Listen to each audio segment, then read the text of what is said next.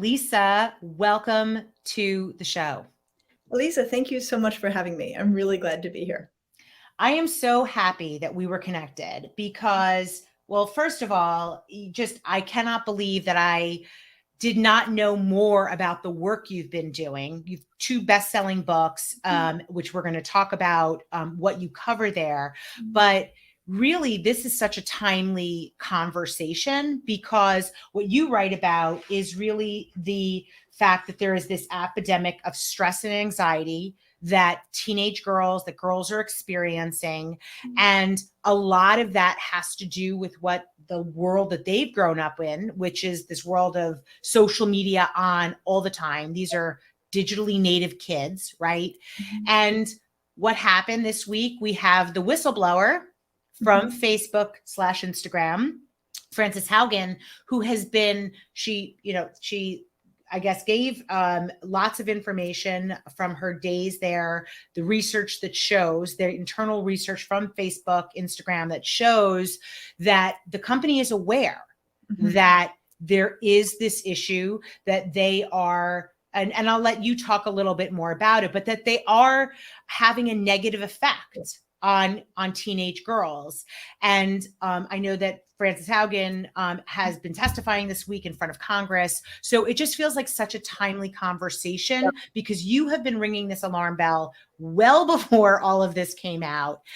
So can you talk a little bit about how you came across this to begin with? So, this is not news to psychologists. We have been studying body image concerns, self-esteem concerns, and it is very easy to do research studies where we demonstrate the more time spent looking at social media images, the worse girls feel about themselves. And then we can even do controlled studies where we show this, where we take a measure of self-esteem, then we have them look at all sorts of images, then we take another measure of self-esteem. And so this is pretty straightforward to us. And there's a generally, and I think appropriately, cautious attitude in academic and clinical psychology about being very, very judgmental of all social media. Our general sense is it's a mixed bag. Sometimes it's hard to tell the causal direction. Is a kid depressed because they're looking at social media? Or are they looking at lots of social media because they're depressed? So we're pretty cautious about not saying like social media destroys kids and it's terrible for them. That's not really how we like to do our work because we don't necessarily have controlled studies.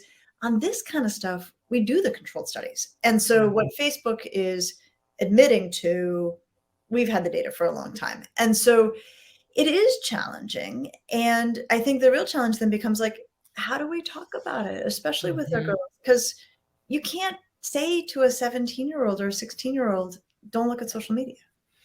No, that's that is part of how they function, right? It's just a part of their lives at this point in a way that it wasn't for our generation, but it is for them. So what can we do? Like, I know we need to confront the level of stress and anxiety that's affecting teenage girls, but how do we do that? Well, so especially around this issue of 2D visual environments, right? Things like Instagram, Facebook, they don't use Facebook so much, but they use a lot of two-dimensional visual environments, TikTok, things like that. Yeah. I think the way to walk up to it is to say to them, these environments are about people's containers. These environments can only display the container. They really can't tell you much at all, if anything, about the contents. These are container environments. That's what they're designed to showcase. And so, yes, there's a wide variety of containers. Yes, our society values some containers over other containers, but you need to remember all the time, you have very little control over your container. You have a great deal of control over your contents. And I think when we really start to get at the question of why does this cause so much anxiety? Why does this cause so much stress? Is because that balance is all out of whack. That so much emphasis is placed on the container. And then, of course, so much emphasis is then placed on something that is kind of handed to you genetically. And so so much emphasis placed on something that feels basically out of your control, or to exact control over it can be a very punishing and also destructive process. That's going to cause stress. So the way that we can start to work into that with young people that feels honest and is not saying, don't look at it, is to say, think of it as a zero-sum game. every minute that you're thinking about your container or somebody else's container is a minute you're not thinking about the contents. Mm. And that Mhm. means you're devoting a lot of time and a lot of energy to something that is out of your power, out of their power. You could spare that energy, use that energy for how interesting you are, how smart you are, how funny you are, how Mhm. wonderful you are, what a great kid you are, and really get them realizing that they're choosing one over the other, or they're sacrificing the time on one over the other. The other thing that has actually been fun to say to kids is, or have fun with your container, right? Yeah. Love what you're wearing, enjoy your hair, play with it, but it's still the container. It is still literally the most superficial aspect of who you are, and that's what we want to always be mindful of. And Right. that's not what these environments are designed to remind you of. Right. Well, and maybe what we can do is talk a little bit more specifically so that people can kind of wrap their heads around what's being discussed about Facebook, Instagram, and why, and like how it's been harmful to teenage girls. I did watch some of Frances Haugen, the whistleblower that we were talking about from Facebook, Instagram. I listened to some of her testimony, and one of the things she says is the reason that the platforms are so dangerous is because they feed on what they're driven. What you see is based on what you engage with, and people are much, especially teenage girls, they are much more likely to engage with content that maybe actually makes them feel bad. So maybe it starts with, I want to go on a diet. And then you start clicking around as a teenage girl, and you're seeing, oh, weight loss stuff. And then it just gets more, the more you click around, the more extreme it gets in terms of what you're seeing. So it goes from, healthy, 10 healthy options for lunch to, a week later, you may be seeing content that's more about fasting. Yes. And it just very quickly gets very negative and very extreme. And that's how what was being testified to is that that's how the algorithm actually Yep. works Yep. on Facebook and Instagram. It is trained to do that. So can you talk then a little bit as parents, right? I have two teenage daughters. What can we do? Yeah. What can we do to help them as they navigate through this thing? As you said, that it's not like you can't tell them don't use social media. Yep. Okay, but that piece around the algorithms is so critical, and I think a lot of parents don't know that. And Mhm. and the way I will often think about it is, it used to be kids could fall down rabbit holes on social Mhm. media. They could go looking for one thing, and then they go looking for another, and they go looking for another, and then suddenly they're on a pro anorexia website. But it was still driven by the kids' curiosity. Right. And now with these algorithms, and TikTok is just as bad on this. I mean, Yeah. TikTok is very algorithm driven. Yeah. Kid searches fitness, and this is true for Mm. boys and girls, then the Mhm. algorithm's like, oh, you want to see fitness. And then exactly what you described. They start feeding them fitness content, and then they're feeding them information about supplements, and then they're feeding them before and after Mm. imagery. And so rather than a kid finding their way down a rabbit hole, now kids get sucked down rabbit holes by Mm. algorithms. So when adolescents talk about this, what I hear them talk about is like, what side of TikTok are you on? Yes. They talk about Yes, I hear that all the time. what they basically are just using. That's their language for what algorithms are driving your TikTok experience. So you can be on the like goofy dance side of TikTok. And if you're looking for goofy dances, you're going to get a whole lot more goofy dances. There's also probably super creepy dark sides of TikTok, right? And you're on that side because you started down that road, and then it throws you and pushes you down that road. Mm. So one of the things that we saw in the pandemic was this explosion of eating disorders, like Yes. absolutely out of control. I wrote a piece about it. My August column in the New York Times was about this. And a huge piece of it is that kids were on social media wall to wall through the pandemic for reasons that make a lot of good sense and are understandable. But they were then anxious about their bodies. They were home with food. They were home with the possibility of exercising a whole lot. And so you throw all of that together with algorithms that are going to put them, in this position where they are thinking about their bodies, comparing their bodies, getting advice on how to fast. It has been disastrous. And eating disorders, I'm a very reassuring psychologist. I'm mostly like, everybody's overreacting. It's all okay. Eating disorders are so dangerous. And once a young person is struggling with an eating disorder, it's very hard, even if they get better physically and we can help them do that, it's kind of part of what they're struggling with for a long, long time. It's like having an addiction in a way. Yeah. And well, and that, it's so interesting that you say that because, and I'm very, I'm wondering if you can talk a little bit more about this because there has been, I was just reading that there has been this explosion in disorders, eating disorders amongst teenage girls. And during the pandemic, as you said, increased. And what my understanding is that it's something of a control, right? Like, okay, well, I have all these other things in the pandemic that I can't control, right? I'm stuck at home, I'm this, I'm whatever. I can't do what I want to be doing. What I can control is what I put in my mouth. And is that some of the reason that we have this explosion of eating disorders? Absolutely. It's one of those things that, like, there's a lot of roads that lead to Rome, right? So Yeah. there can be that, everything feels out of control. At least I can now get really healthy. Like, it all starts with like getting really healthy, and then it Right. goes out of control. There also is a very strong correlation between kids who are hard driving and high achieving and having eating disorders. So you take kids who are hard driving, high achieving, you take them out of sports, you take them out of activities, you take them out of all of the things that they used to channel all of that energy into. Yeah. And then what's left is fitness and their health. And so that is another route. Another route is, everybody had a really weird relationship with food in the pandemic. We're not used to being home all the time. We're not used to having constant access to our refrigerators. A lot of stress eating across the board. Yes. There were some kids their body was changing. They were super uncomfortable with it. And so then there was a dramatic overcorrection. Yes. I will say we saw a lot in boys too. As much as the girls can be, it takes on a different coding, but it's the same thing.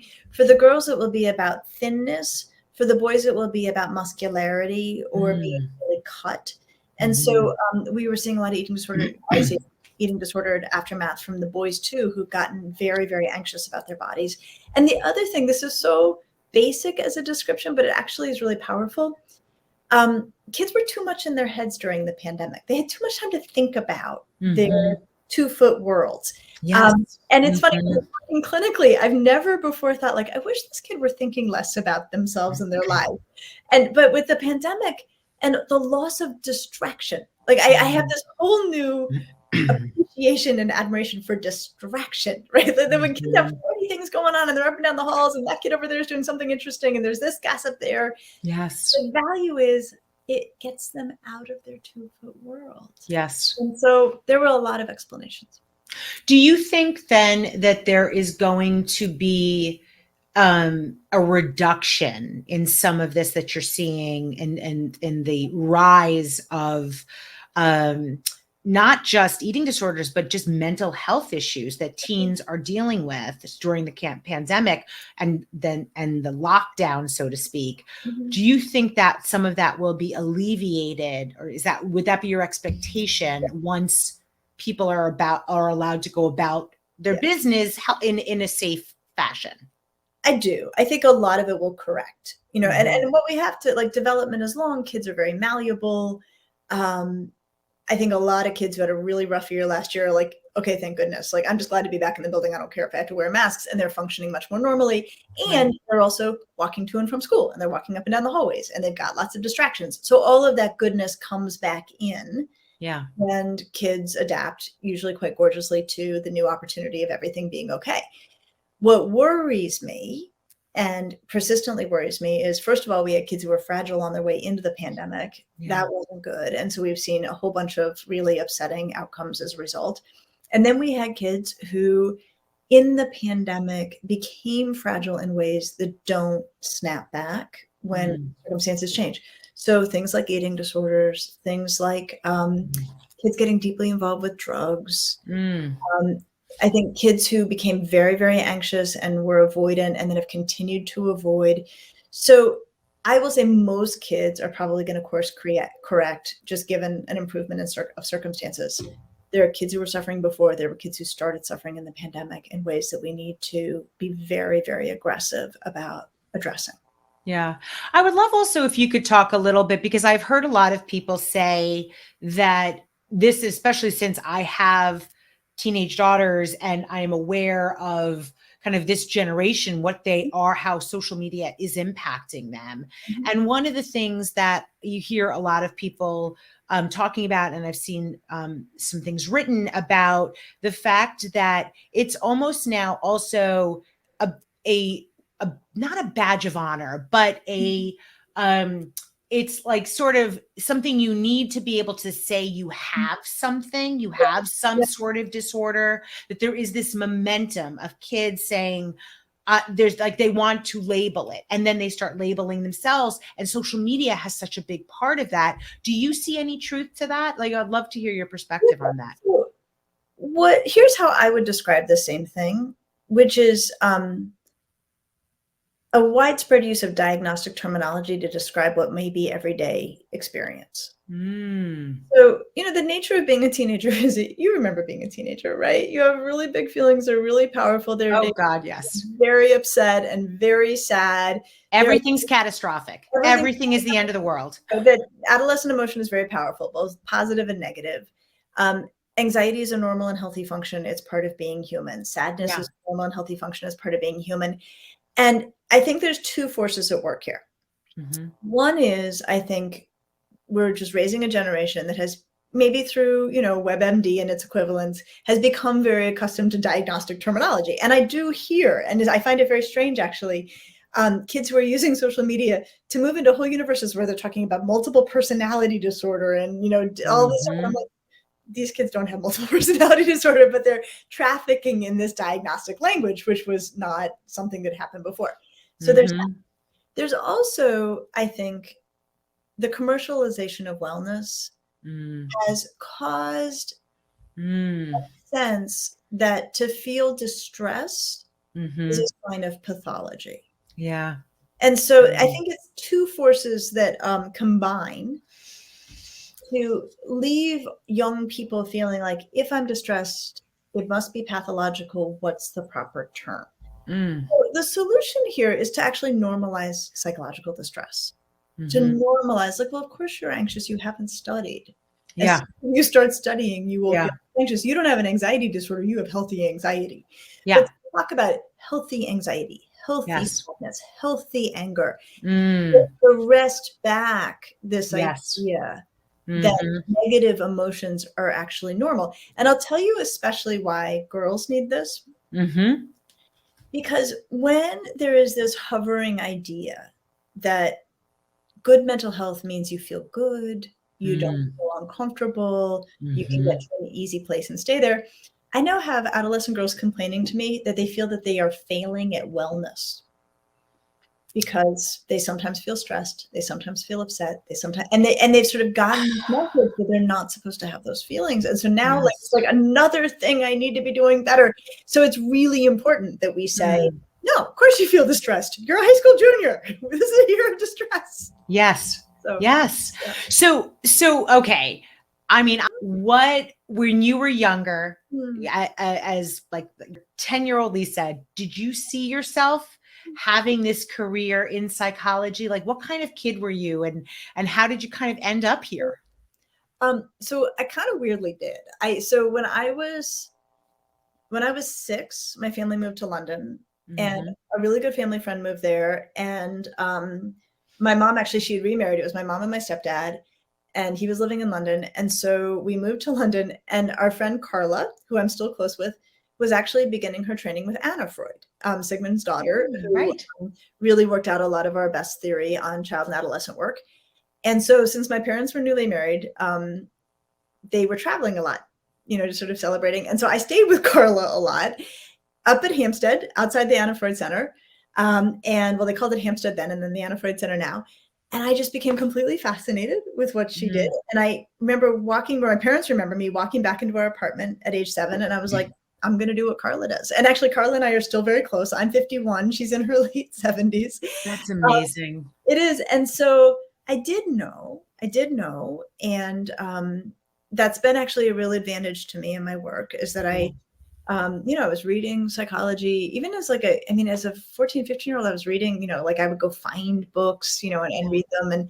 And then that made it easier for me, because it's a field, it's a career where you actually have to do a lot of preparation to even apply to grad school. So I had the advantage of knowing in college that that's what I was going to do. How has the field of psychology changed over the last few years, and maybe in particular, even just since the pandemic? How have you seen the field change? Well, so the field's changed a lot. Mhm. And certainly, I mean, if we go back historically, so, the foundational work was what we call psychoanalytic, psychodynamic was sort of the updated version of that. A lot of it articulated by Sigmund Freud and then updated by people subsequent to him. And then there was a real rise of cognitive behavioral thinking, which is much less interested in unconscious process. All of it is valuable. All of it has a place. I work across all of the theoretical models in terms of trying to be of use to people. But there's been times when there's like throwing the baby out with the bathwater. I mean, there's always, kind of renovations. And then, of course, medication came on the scene in a way that has changed things very dramatically. And it's interesting. I got my PhD in 97. And medication was really, there were very many fewer at that time. So it was just starting to explode. And so, I've watched this in my own professional life, watched how many different medications are now available and how we use them. I don't prescribe. I'm not an MD. I'm a PhD. Right. So it's changed a lot. Here's the good stuff. We have more options than we've ever had. We have more, ways to help people. If one thing doesn't work for you, there's a good chance another thing will work for you. If one theoretical approach doesn't work for you, another one might. Right. So that's really good. Okay. What's less good, I think, is sometimes the privileging of medication, the idea that, a pill is going to fix it. I think medication is invaluable, but you always see that the best outcomes involve psychotherapy with or without medication. In terms of the pandemic, fascinating changes. I'll tell you, it's actually really quite remarkable. So we started taking care of patients virtually. Yes, right. And it was one of those things, and I will put myself in that category, that before the pandemic, snobs like me were like, oh, no, you can't take care of people over the computer. You have to be in the same room. Right. Do it, and then it's fine. And like, we're not needing to do medical exams. We're not even, so it's, our job is talking. Like, we can totally do this. So what is very exciting, and I think actually not well known. So let me back up. So when the pandemic came, all of the state licensing boards were like, do whatever you have to do to take care of your patients. We're not going to regulate, you don't have to have a special license for telehealth. Just do your job, take care of people. And that was the right thing for them to do. Right. But it does need to be regulated. It's not something that should be a Wild West. So what has emerged, and this is incredible, is a national license. And I actually just got mine yesterday. Yeah. And it's a consortium of states. It has to go through their individual state legislatures. Right. I applied for this license. It took about a week of my life to put in my application. I had to get out all my stuff from graduate school. So like syllabi from 1993. But once you get licensed in this, if you want to do it, I can now practice in 27 states. That's awesome. And 28, 29 as soon as they add on. Yeah. Here's where it really matters. Yeah. It matters, first of all, I was talking to some pediatricians in Vermont who were saying, we have no one to refer to in our community. It's a very small community, and we've got kids who are really suffering, but we only have like one psychologist and that person's full. Yeah. And I looked up and I was like, Vermont's in the consortium. You can now refer anywhere in the country. Yeah. So that is huge. Yeah. Other thing that's huge is specialty care. So say, for example, a child is suffering from trichotillomania, which is compulsive hair pulling. That is something that people who work on it know what they're doing, are incredibly helpful, but have very specialized skill sets. Yeah. That they're not that many in the US, right? Oh, or they're amazing in your community. So if you may be in a community with lots of clinicians, but if you need a specialist, now you can get that specialist even if they're in a different state. So oh, wow. It's exciting. It's actually very exciting. Yes. Yeah. And very different from anything we've ever done before. And what a benefit to the patients, Yes. right? That's, I mean, I know that's what you're saying, but as somebody who might need a specialist that is not physically located near me, I can now use this. I can use this, the fact that there is this certification that's available and go anywhere in the country. Yep. As long as you can find a psychologist who's in this consortium. And I think we're all sort of, people who want to do it are getting up and running. I mean, it has major implications, Yeah. major implications. I'm curious if you could talk a little bit about, so I had been reading some work. I don't know if you're familiar with Dr. Laurie Santos from Yale, and she was talking about the fact that as you're younger, when you're younger, you actually can be a little like we as humans, we're a little bit more neurotic, and what they've seen, it's like as you get older, you almost become less neurotic.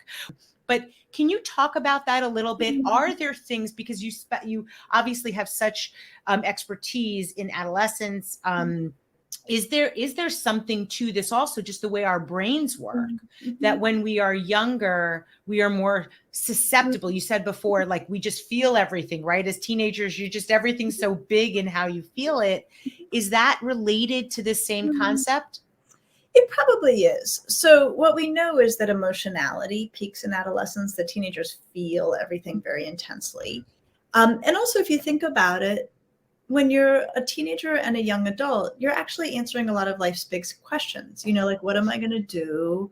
Who might be my partner? Where do I want to live? Right? Mm-hmm. These are really intense questions. And I think they are very taxing, right? When I think back about that time in my life, all of these big things were getting sorted out. So that's pretty stressful. And then, maybe if you're fortunate and this is what you want for yourself, maybe by your mid 20s or your early 30s, like some of those questions have been answered. Like, this is what I do. This is who I'm with. This is where we want to live. And I think that probably does contribute to an overall like sense of leveling, settling down. And maybe it's just even, you have fewer openings, like fewer things that remain up in the air, right? So like, yes, you lose all the possibility, but you also have to deal with the endless uncertainty. Right. But to your point about the angry old men, I think that does describe something that's very real and happens later on, which is when we look at personality over time. Yeah. What we find is as people age, the soft edges wear off, right? So your unfiltered friend becomes a very unfiltered grandmother, So we know that. Or, I remember when people were making predictions about like Trump's personality would change in office. I'm like, no, like people are who they are and they become more who they are, right? Like that like we just know this, like regardless of your politics, like that's what the personality data say. So interesting. So personality kind of distills itself with age, and sometimes the softer parts go away. Yes, right. Well, so let's talk a little bit more about you in terms of, you like all that you've accomplished. You have these 2 New York Times best-selling books. You've been over the years been able to help so many people with your craft and what you know how to do. What of all of the things you've accomplished, what are you most proud of? Well, okay, so let me rest for a minute on my accomplishments, right? I mean, I think it's very important to say, and I want to say that without question, to the degree that I have hit any home runs in my life, it's because I was born on third base. Like, I just want to say that, right? I am white. I am a child of privilege. I come from a family where everyone was college educated. I come from a family where the question of whether I was going to college was never a question. Yeah. And so I just, like, I work hard. Yeah. I do go work. I started with ridiculous advantage, and I've made good on what I'm so fortunate to get. Okay, so then within that, like, what am I most proud of? I'll tell you actually what I'm most proud of. So I get to do all this cool stuff. I get to write my books. I get to write a column for the New York Times. I get to go on CBS News. I have this podcast I love called Ask Lisa, where we answer parenting questions. I also spend a day a week consulting to a girls' school in my community. I live in Shaker Heights, Ohio. The school is Laurel School, and I take care of the girls there. That's what I get to do. And I'm largely with the upper school girls. And I'm in my 18th year of consulting. Yep. Wow. And the thing I am most proud of is I have maintained the trust of those adolescent girls for 18 years. Okay, obviously it's not the same 18 right. Same girls, but you know how kids talk in schools. Yes. And the minute a grown-up becomes suspect, it quickly gets passed down the line of like, don't Dr. Damour, she cannot be trusted. Yeah. So Eliza, honestly, the thing I am most proud of, because you know what tough customers teenage girls are. Mm-hmm. You know they have X-ray vision. You know they see who's really on their side and who's going to flex on them at the first opportunity. And so every Tuesday when I have girls put themselves on my calendar, swing by my office, seek my advice, seek my guidance, and it is away from the public eye. They actually don't know or don't care what I do when I'm not in the building. That's not really their department. That is, to me, like that's the source of professional pride for me that means the most. I love that. What do you think your personal superpower is? Oh, well, so in terms of my personal superpower, I don't know. Probably not trying to annoy my own kids too much. I have 2 daughters also. Professionally, the thing I seem to be able to do that seems to be useful and comparatively rare is as a function of, I got very good training. I was very fortunate in that. And then I then decided to continue to work a lot and consult to schools and spend a lot of time with families who were raising their kids and try to be useful to them. My thing I am strong at is translating very, very dense theoretical material into a language that a smart lay audience can understand and is clear and hopefully engaging, and to do it without dumbing it down and to do it without distorting what the actual source material says. And that's it's just a function of how I've chosen to spend my time. I don't know anything that a lot of people in my field don't know. I've worked really hard to continue to maintain the capacity to both speak the language of the field, which can be very dense and very opaque, and then take that language and to really try to be a faithful translator. And I think that's something that is what I'm very glad to be able to do. And I think that seems to be how I'm most useful at times. Yeah. Well, it's a gift. And especially, if, you're helping parents, you're helping kids, you're helping people understand what the mind, I know, seems to be that one frontier that we are still really trying to better understand. So being able to distill dense information or dense content is a gift for people. So Dr. Lisa Damour, thank you so much for spending your time with us today. If people want to follow you, you have the New York Times column, but what is the best way for people to follow you? Probably start at my website, because there's a ton of resources there. So that's drlisadamour.com. And then on Instagram, I'm lisa.damour. And on Twitter, I'm Damour. And on Facebook, I'm something complicated, but you can find me. Those are probably the best places to find me. Thank you so much for spending your time. Thank you for being so vocal about these really important topics. We appreciate the time you spent with us today. Thank you for having me. This was really fun.